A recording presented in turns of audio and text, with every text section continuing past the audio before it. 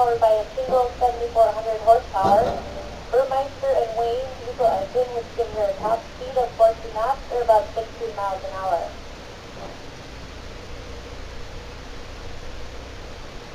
The Leitch is also equipped with a bow thruster to aid her maneuverability in port.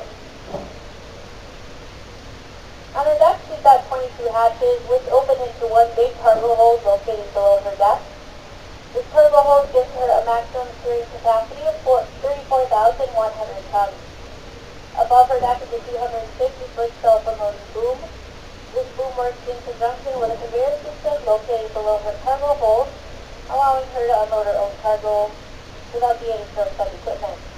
The Leitch is currently owned and operated by the Algoma Central Corporation of St. Catharines and Duluth, Canada.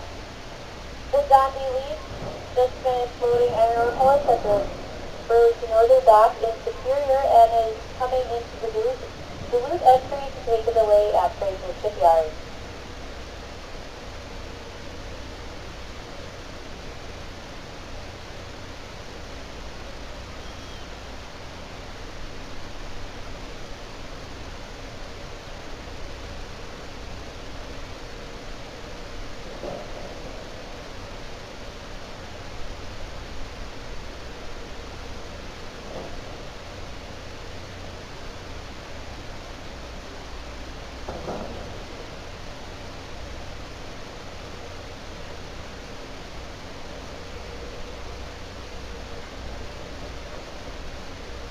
Once again, this is the 730-foot long John D Leitch built in 1967.